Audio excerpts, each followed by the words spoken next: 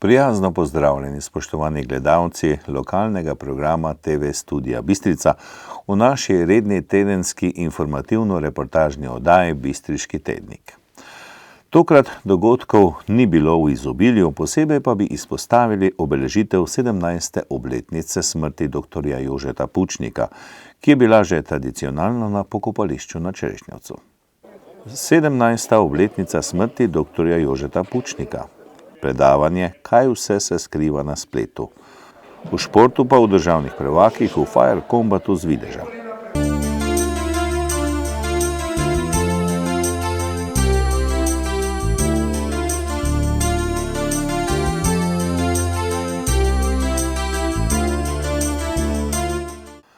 V soboto 11. januarja je minilo 17 let od smrti dr. Jožeta Pučnika, ki je odigral eno najpomembnejših vlog v času slovenskega osamosvajanja. Na spominski slovesnosti sta občinska delegacija z županom dr. Ivanom Žagarjem in delegacija Slovenske demokratske stranke z Janezom Janšo na pokopališču na Čerešnjevcu položili cvetje na Pučnikov grob. Janez Janša je v nagovoru med drugim povedal, da letos obeležujemo veliko 30-letnic iz časov, ki so bili usodni za zgodovino slovenskega naroda, dr. Jožeta Pučnika pa označil kot pogumnega moža, ki je bil eden redkih, ki je razumel dogajanje tistega časa. Dr. Jožet Pučnik ostaja v spominu Slovencev kot ena največjih osebnosti v naši zgodovini, predvsem zaradi treh stvari. Prvič, zaradi svojega poguma. Dr. Jožet Pučnik je bil pripravljen voditi narod v času, ko kandidatov za to mesto ni bilo ravno veliko. Za marsikatero funkcijo v tistem času, pa tudi kasneje v nastajajoči slovenski državi, je bila kar velika gneča. Za mesto predsednika Demosa pa je bil samo eden. To pa predvsem zaradi tega, ker je bilo vse pod velikim vprašanjem. In ker tisti, ki so razumeli čas, vedeli, da je tveganje izjemno veliko. In dr. Jožet Pučnik je imel ta pogum. Imel je pogum, ki ga je jemal iz svojih življenjskih izkušenj, pa tudi iz svojega velikega intelekta. Zdaj, druga stvar, zaradi katere dr. Jožet Pučnik ostaja v zgodovini Slovencev kot izjemna osebnost, je njegova sposobnost prepoznavanja trenutka časa. Tisti, ki smo takrat sodelovali z njim, se spomnimo njegovih besed na sestankih vodstva Demosa, ko je moral večkrat ponoviti, zdaj je čas, zdaj je priložnost. Poglejte, kaj se dogaja v Evropi. Poglejte, kako so možne stvari, ki so se prej zdele nespremenljive.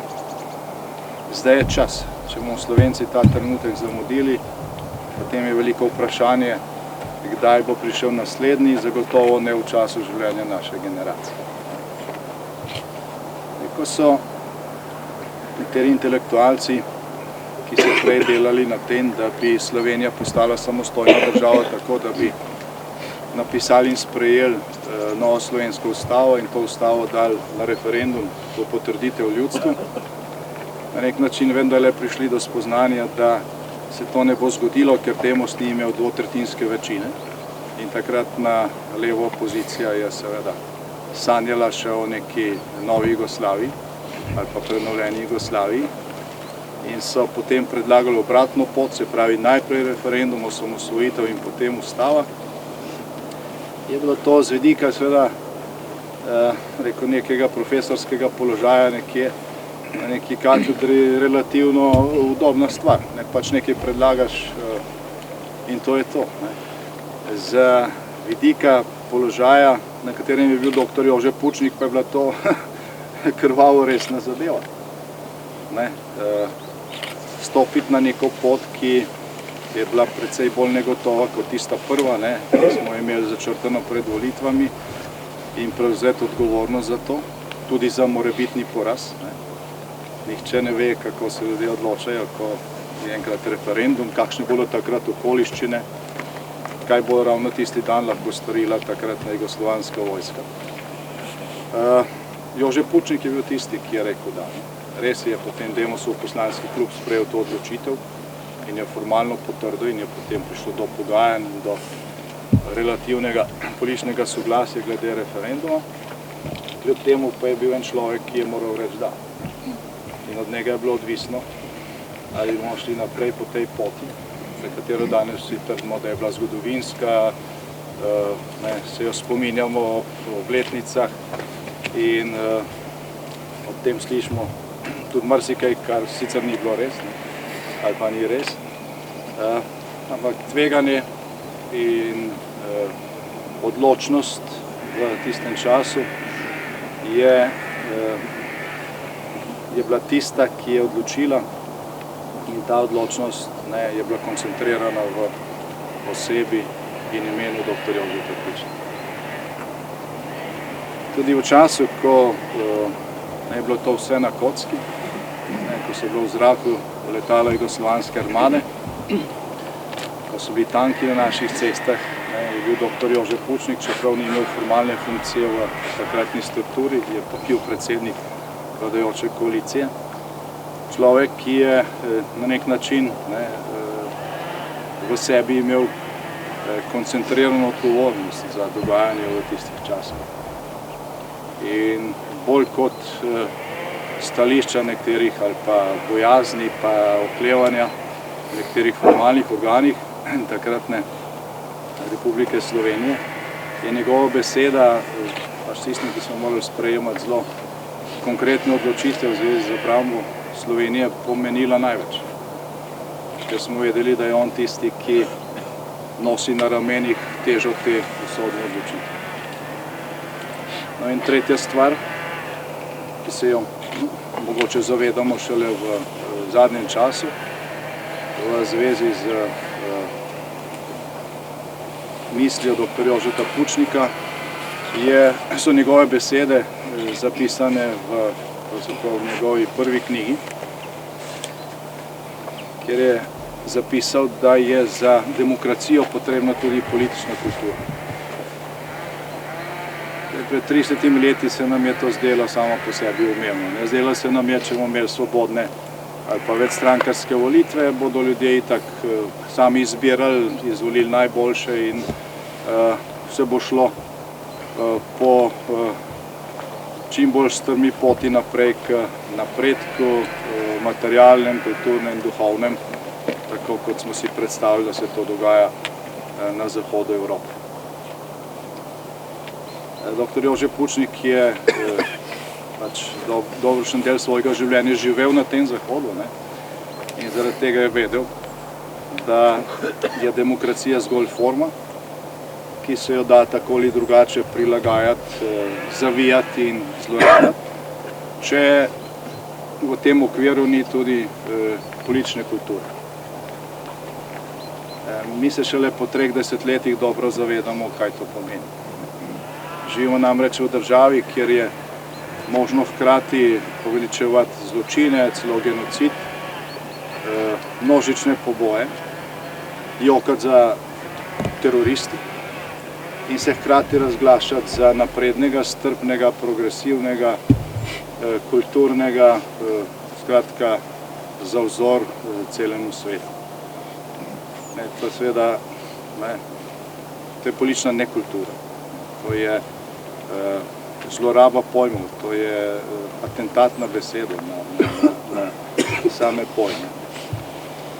Ko danes beremo tisto, kar je dr. Jože Pučnik pisal pred desetletji, se šele zavedamo pasti, v katere smo stopali v svoji naivnosti, v prepričanju, da je zgolj potrebna sprememba forme, vsebina pa se bo spreminjala sama po sebi.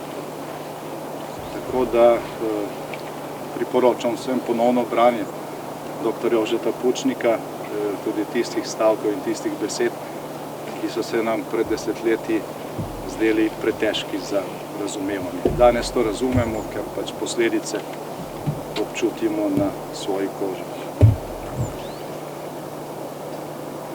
Predvsem to zadnje, naj nam bo v ospredju spominjanja na dr. Jožeta Pučnika v prihodnjih tednih, mesecih in letih, kajti zdi se mi, da prihajajo časi, v katerih ne bo dovolj zgolj spoštljiv spomin na dr. Jožeta Pučnika, ampak čim več tega, čemur rečemo posnemanje njegovega poguma. Vse, kar nek narod doseže v svoji zgodovini, je potrebno razvijati, braniti tudi. Sicer mnogi sjajni dosežki propadejo v vrtincih zgodovine. Nič ni dano za večno, razen Božjega kraljestva, in na ljudeh je, da se iz dobrih pa tudi slabih praks v zgodovini učimo tisto, kar je prav in dobro za prihodnost. Hvala še enkrat vsem za obisk groba dr. Jožeta Pučnika, očeta slovenske države. Ohranili ga bomo v trajnem spominu, veličina njegovega dela in njegove misli pravzaprav šele prihaja v svoji celoti pred nas. Hvala lepa. V kratkem kulturnem programu je nastopila pevska skupina Društva invalidov Črešnjevec.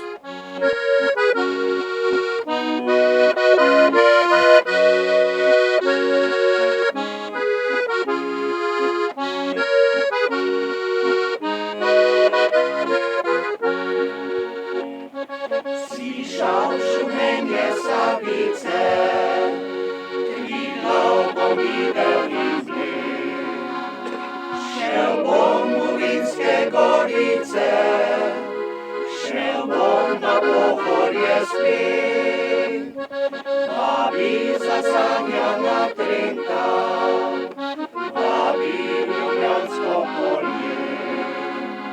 Vabi me sončna Gorenjska, kje stare lipe šume. Kot sneg deklet, vabi me moja dežela.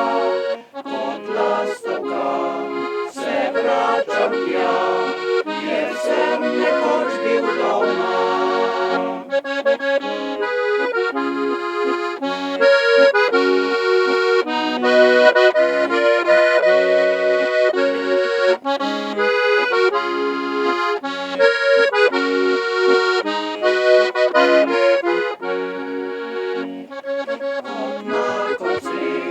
Kot sneg deklet, vabi me moja dežela.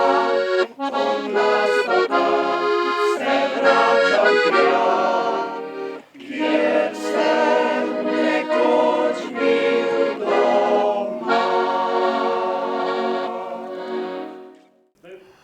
Predavanje Kaj vse se skriva na spletu? Splet uporabljamo vsakodnevno. Marsikatero opravilo nam zelo olajša, lahko pa nam povzroči tudi kak siv las. S pomočjo spleta se namreč nekateri želijo okoristiti na naš račun. V ta namen je knjižnica Josipa Vošnjaka, Slovenska Bistrica, v sredo 15. januarja gostila predavanje s primeri iz prakse Luka Kušarja z Arnesom z naslovom Kaj vse se skriva na spletu. Osnovne stvari, ki jih rabimo vedeti pri tem, kako naš računalnik zagotavljamo mu varnost oziroma kako skrbimo za njega. Največ stvari sem v bistvu pripravil pri prevarah, pri tem, da jih prepoznamo, in sicer, ker opažamo, da je vedno več problemov prav s tem oziroma največ težav povzroča. Potem pogledam še malo v zvezi z družbenimi omrežji, pa zasebnosti, pa nekaj besed o medijski pismenosti. Čisto za začetek, zaščita pred okužbami, kaj moramo vedeti pri našem računalniku oziroma kaj je tista osnova. Zaščitimo računalnik predvsem s tremi stvarmi, in sicer požarni zid, protivirusni program, pa nadgradnja in vzdrževanje. To so tri osnovne stvari, ki morajo biti zagotovljene oziroma ki morate biti pazljivi, da vam štimajo na računalniku. Požarni zid je ponovadi v večini primerov imate že naložen, vam vse deluje, edino takrat se pojavlja, recimo, če vam kakšen program želi, da ga izključite za delovanje, to je ponovadi, če imate kakšne otroke, pa grejo igrice igrati na internet, in ponovadi zateži program, da ne ugasnejo požarni zid zaradi tega, da lahko boljš deluje. Zdaj, jaz bi se temu izogibal, oziroma če ga že ugasnete, ne pozabiti ga nazaj prižgati, ne pa ugasnete ga samo v primeru, če res zaupate programu. Protivirusni programi, tukaj ni potrebno dosti kompliciranja, tudi brezplačni protivirusni programi so čisto v redu, naredijo pač svoj namen. Bolj je pa bistveno to, kaj imam ta zadnjo točko nadgradnje in vzdrževanje. Zdaj, zakaj pa to bistveno pri vsem skupaj? Kdo kakšno idejo? Gre se v bistvu za to, da če imate vi protivirusni program, pa ga ne posodabljate, ima on zbirko podatkov samo za viruse do točno določenega datuma. Vedno pa novi virusi prihajajo, pa trojanski konji in tako naprej, in zaradi tega so pomembne, da jih nadgrajujete, ker s tem dobijo nove podatke o virusih in lahko pač aktivno zaščitijo vaš računalnik.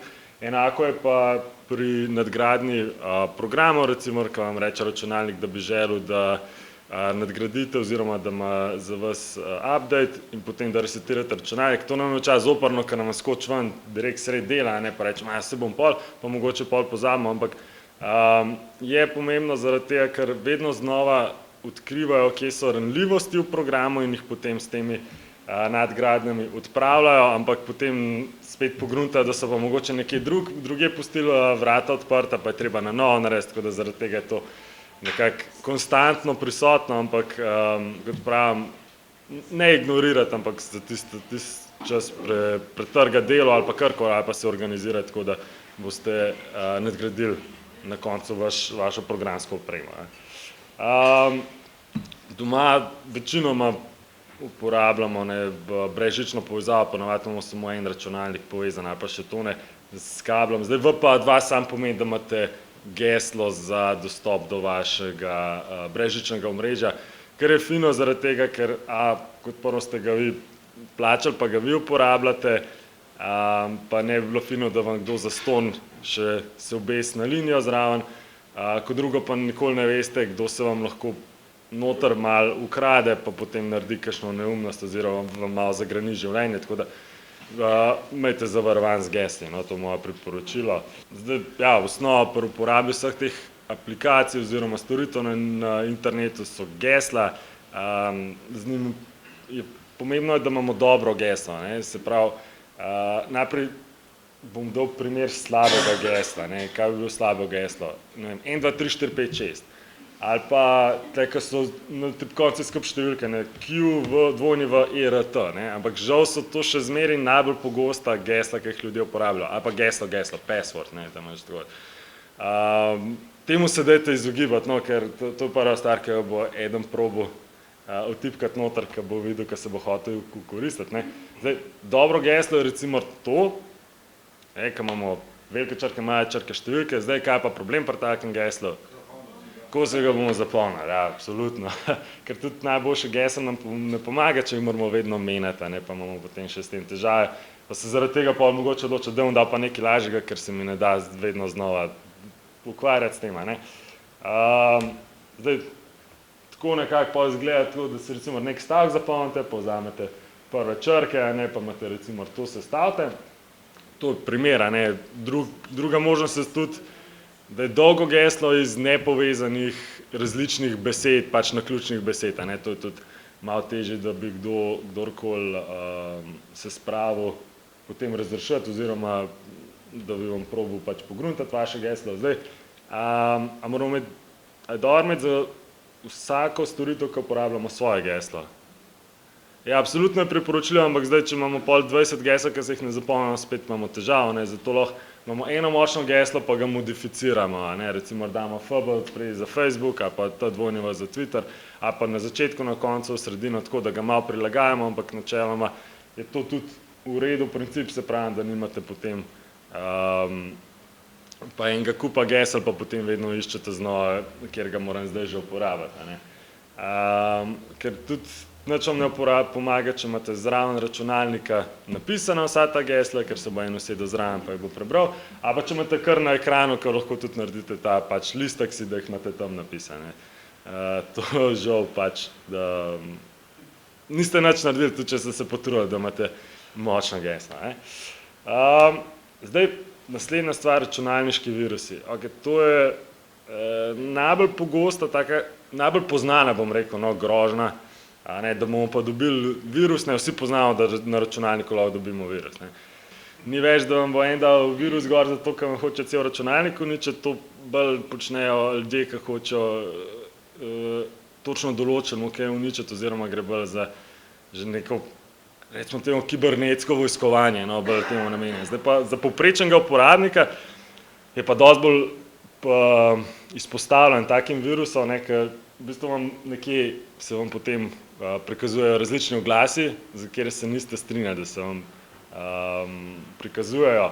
To se reče adware, takim virusom, in pač v spredju je finančni motiv programerja. Se pravi, on želi nekaj zaslužiti, on ne želi, da vam bo uničil računalnik, pa se boste mogli vi s tem pol ukvarjati, kako ga boste popravili, pa kako boste dobili svoje podatke, ampak on dejansko zasluži s tem, ker so mu plačali, da je vam nekako urinil noter, da morate gledati določene oglase. So pa tudi nevarni, ker nam kot prvo ponavadi to opazimo tako, da nam računalnik zelo počasi dela, pa skozi nam neki ekrani ven skačejo. Lahko pa vsebujejo tudi druge bolj nevarne stvari, kot so trojanski konji, ali pa različne te vohunske programe, ki vam recimo beležijo, kako tipkate, ali pa vam recimo se kaj zapisujejo. Tako da je malo težko jih je tudi odstraniti, ker so zelo dobri so v tem, da se skrijejo med druge programe, pa antivirusni programi jih ne prepoznavajo zaradi tega, ker imajo zakrite končnice oziroma izgledajo kot čisto legitimni programi v sistemu. Se pravi, računalnik oziroma antivirusni program ni prepričan oziroma ga spusti zaradi tega, ker je ponavadi ne izgleda nič bistveno drugače kot ostali programi, ki jih imate naložene. Zdaj potem to na koncu tako izgleda. Če ima kdo izkušnjo, ne vem koliko oken se vam odpira, pa nekaj ste zadeli, pa klikni sem. Če imate to, če to opazite, je velika verjetnost, da ste se okužili z nekim takim virusom, pa je fino iti malo raziskovati, kako se ga znebiti. Ker kot pravim, poleg tega, da je neprijetno, vam lahko tudi upočasni računalnik ali pa še kaj slabšega. Izsiljevalski virusi, v bistvu z drugo besedo je to kriptovirus, pa zgleda nekako tako, ponavadi jih dobimo preko maila. Mail vsebuje neko datoteko pripeto, tukaj imamo dosti datoteko in ko jo zaženemo, dobimo to, se pravi obvestilo, da so se naše datoteke zakriptirale in če jih želimo pridobiti nazaj, moramo dati neko nakazilo, da dobimo ključ za odkleniti. Kaj pa lahko naredite? Nekaj dosti, ko se vam je že to zgodilo, ampak lahko ste pa že vnaprej se malo zavarovali, kdo ve kako, s čim. Pa kaj je na splošno dobra navada, da jo imamo z našimi datotekami? Točno to, da imamo varnostne kopije narejene. Zdaj za vse občutljive datoteke, ki jih imate, ali pa tudi za nekaj, kar ste se trudili, recimo, če kakšno nalogo pišete, poročilo, je fino imeti še nekje eno drugo kopijo, zdaj lahko to v oblačnem sistemu ali pa še lažje na USB ključku. A je dosti, če imamo skopirane datoteke na ključku, pa jih imamo tako, kot imam jaz tukaj zdaj predstavitev potem to v računalniku skozi. Ne, zaradi tega, ker kriptovirus bo tudi tja prišel in bom tudi tam zakodiral vaše datoteke, tako da, ko končate z varnostnimi kopijami, ven ključek pa nekje predati, tako da je fino ločeno. Tako da, tle pazljivost je potrebna pri tem, da datoteke, ki jih prejmete po elektronski pošti, ne avtomatično začeti odpirati. Prvo kot prvo, če niste pričakovali, da vam bo nekdo nekaj poslal, ne odpirati. Tudi če osebo poznate, ker kot bomo tudi kasneje videli, se vam lahko tudi kdo vrine v komunikacijo. Vedno je boljš ne nekaj na hitro narediti, ampak če niste pričakovali, magar poklicati ali pa po nekem drugem kanalu preveriti do te osebe, se mi ti res to poslal, če niste pričakovali, pa potem šele iti odpirati, če vam on reče, drugače pa sam zbrisati. Zdaj pa, če pa dobite sam ta mail, pa nič niste naredili, pa ga recimo sam zbrišete ali pa ignorirate, se vam ne bo nič zgodilo. Ne? Pač ni, da ste pogledali mail, če ga samo odprete, niste nobenega virusa dobili. Ne? Problem je, če datoteke zaganete, ker ponovadi mu potem, ker tudi te datoteke je zelo lahko zakamuflirati. Ne? Tle piše, da je dosti datoteka, se pravi, da je tekstovna, ne? Da se vam bo Word odprl, lahko se vam pa čisto nekaj drugega zažene, ker je te končnice enostavno zakriti pa ponarediti, kako izgleda datoteka, no? Ni neka umetnost. Pri phishingu se napadalec predstavi kot nekaj, kar ni v bistvu, a ne? On vas zavede in njegov namen je pridobiti osebne podatke, ki jih potem hoče zlorabiti.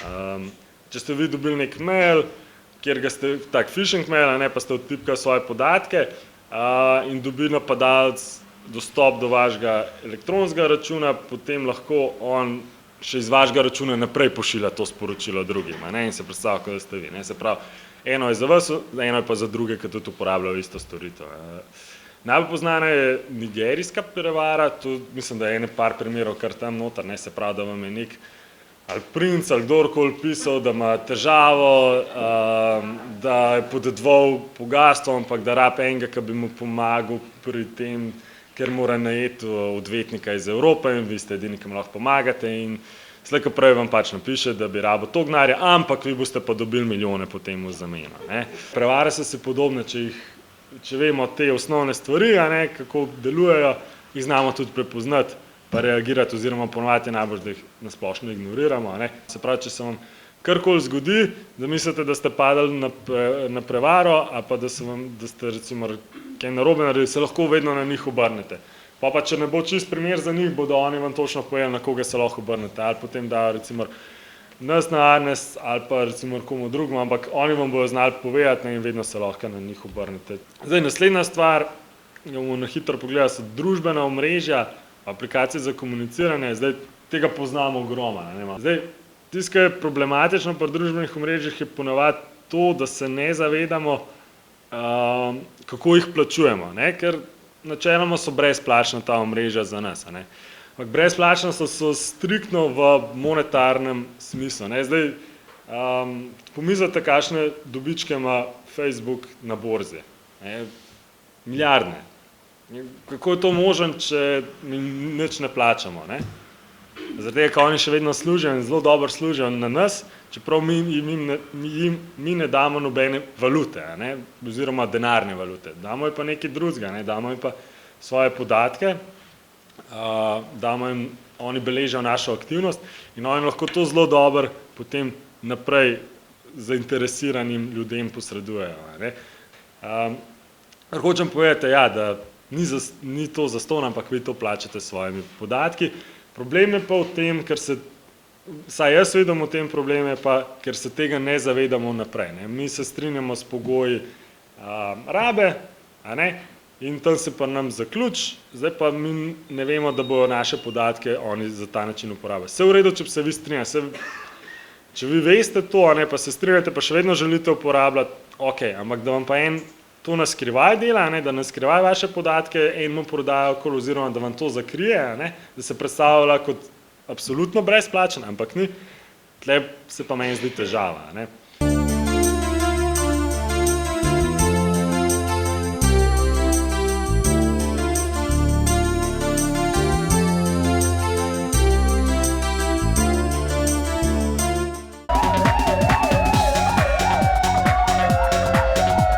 Policisti Policijske postaje Slovenska Bistrica so v času od 6. do 13. januarja obravnavali 17 kaznivih dejanj.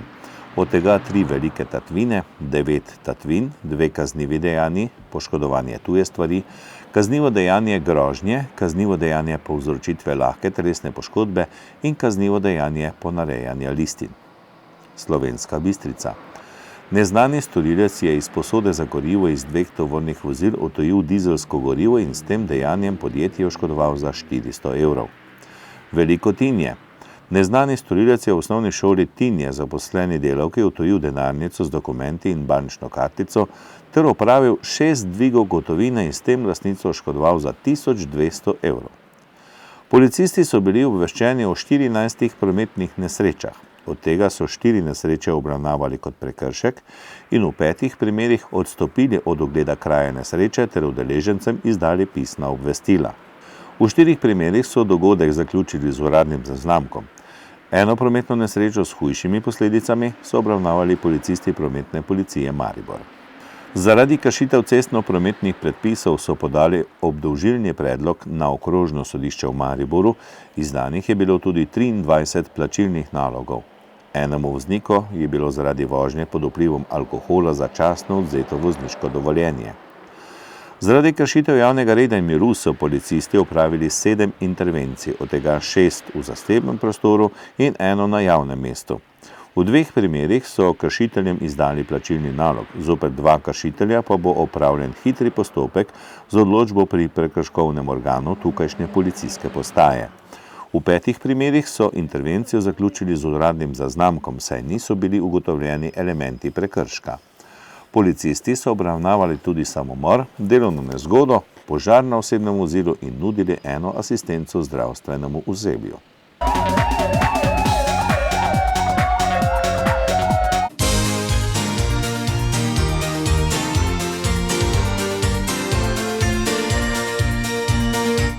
Člani in članice prostovoljnega gasilskega društva Videž dosegajo izjemne rezultate v gasilski tekmovalni disciplini Fire Combat. Damjan Selinšek in Boštjan Vehovar sta v letih 2018 in 2019 osvojila naslov državnih prvakov med moškimi dvojicami. Boštjan Vehovar je isti podvig dosegel z ženo Katarino Vehovar med mešanimi dvojicami.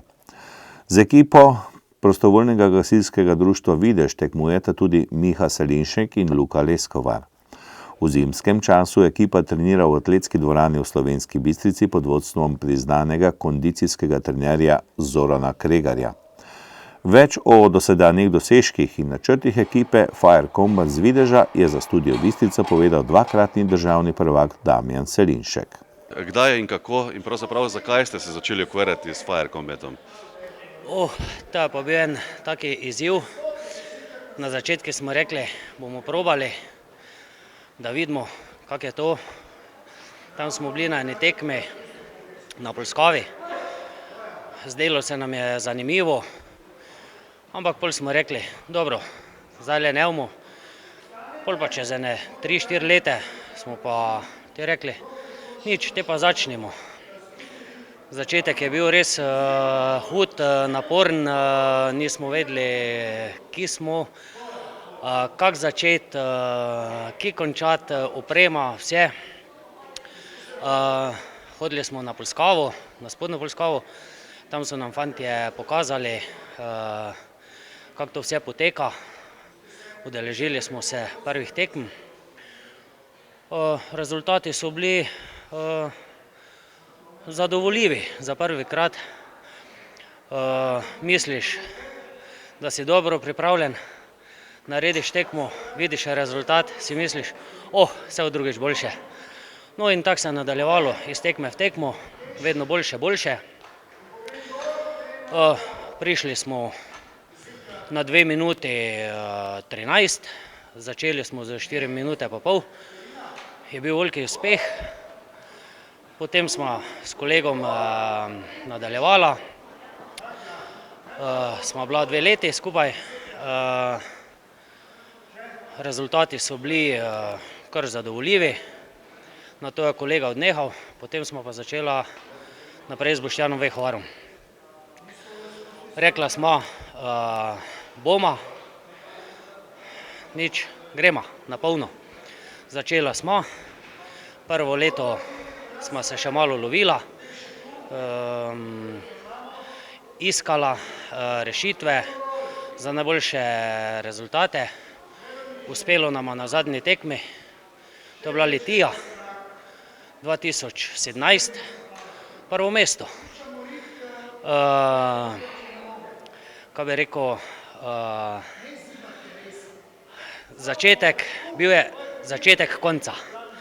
Takrat smo rekla, vidimo, kje smo, čez zimo bomo potrenirala.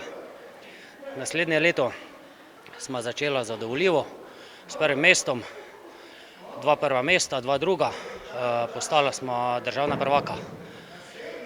Udeležili smo se še tudi drugih tekem, nekaj na Hrvaškem, nekaj še je bilo pri nas v Sloveniji, takih društvenih malih tekem.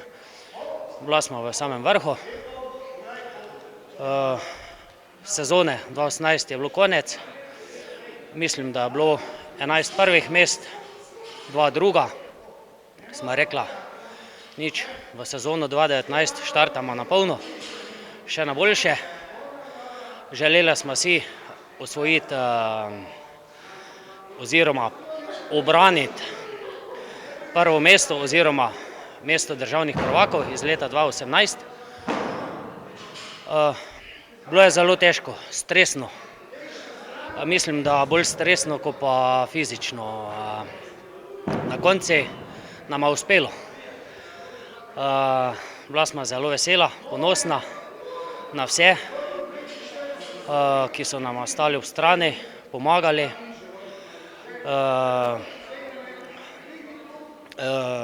Tu smo imeli tudi podporo iz našega društva, gasilskega društva Videž, podporo vseh sponzorov, kajti če vsega tega ne bi bilo, se tudi verjetno ne bi mogla vsega tega udeležiti, kar je bilo. Mislim, da je bilo 15-16 tekmovanj, od tega jih je bilo na Hrvaškem, mislim, da skoraj polovica. Tudi na Hrvaškem smo lansko leto dosegla dobre rezultate, 5-krat zmagala, tudi 2 najboljša cajta naredila.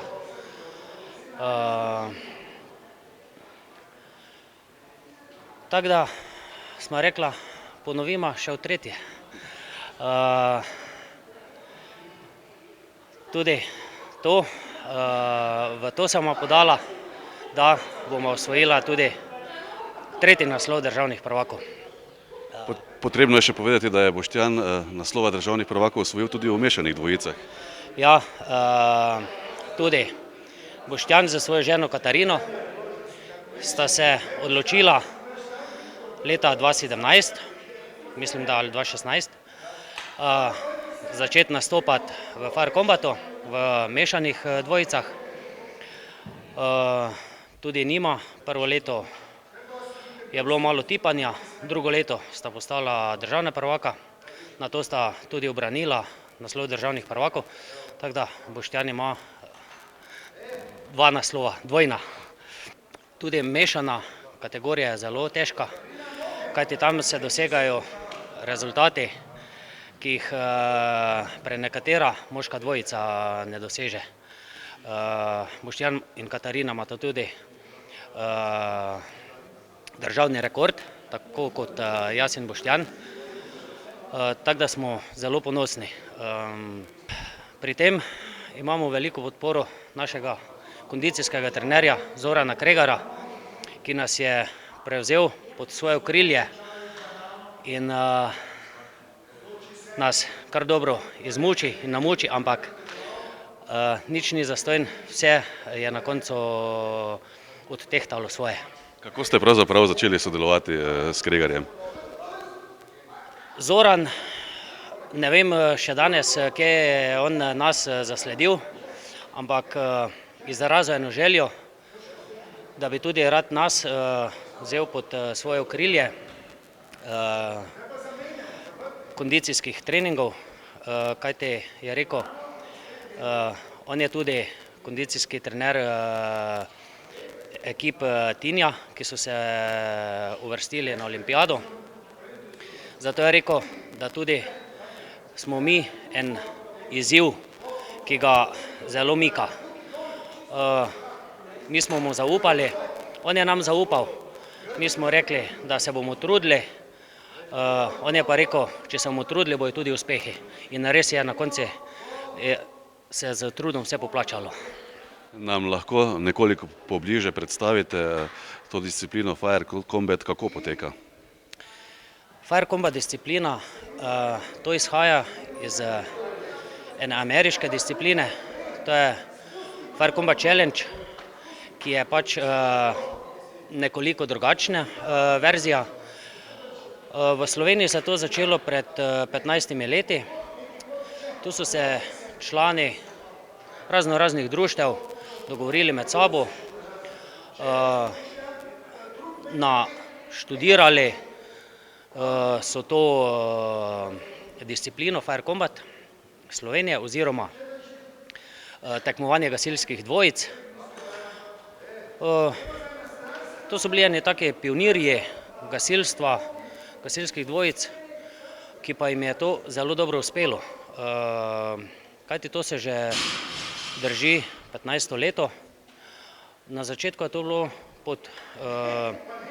pod okriljem društev, ki so organizirala ta tekmovanja. Mislim, da je bilo nekje od 8 do 10 tekmovanj na leto. Bilo je čez 50 ekip na začetku in se je to kar dobro prijelo. Nato je prišlo to pod okrilje Gasilske zveze Slovenije, katero sedaj imajo oni, so pol neka pravila spremenili, dodali, izboljšali nekaj slabšega, ampak se je kar dobro obdržalo tole. Je pa edino, jaz, zdaj kdo bo to gledal, poslušal, bi pa malo pozval mlade gasilce oziroma gasilce, ki so želčni oziroma si želijo enega izziva v svojem življenju, da bi prišli poskusiti in nadaljevati eno to tradicijo, da se v Sloveniji tole obdrži. Kajti v zadnjih parih letih je to malo nazadovalo, sedaj bi pa mi kot tudi državni prvaki malo spodbudili mlade gasilce. Prve tekme vas čakajo meseca maja, kot ste že rekli, se boste odločno podali v boj za ubranitev naslovov državnih prvakov. Ja, prva tekma se začne konec maja, to je v Ormožu. Mi se pripravljamo na to, bomo poskusili oziroma želja, da obranimo tudi v tretje naslov državnih prvakov. Naprej pa si ne upam nič več trditi, kajti vzadi prihaja en mladi rod, ki so nam že čisto za petami. Zato jim tudi iz srca privoščimo oziroma si želijo, da bi tudi oni ponovili naše dosežke. In zakaj se je Zoran Kregar odločil, da bo sodeloval z ekipo Fire Combat PGD? To sodelovanje res slučajno nesel. Srečal sem se z bivšim predsednikom Matjažem in pač je omenil, da imajo posebno skupino Fire Combat. Mene je samo zanimalo, kaj je to. Sem rekel, naj pridejo na trening gasilcev iz Tinja, ki sem jih pripravljal že pred leti za olimpijado. No in so fantje bili navdušeni, tako da smo že kako leto malo manj skupaj in kar je zanimivo, ne popušča, vztraja. To je res fenomenalni so za mene. Poleg vseh obvez, ki jih imajo doma, da še kup stvari obvladajo, obrtniški, da si vzamejo čas in da tukaj dokaj redno treniramo.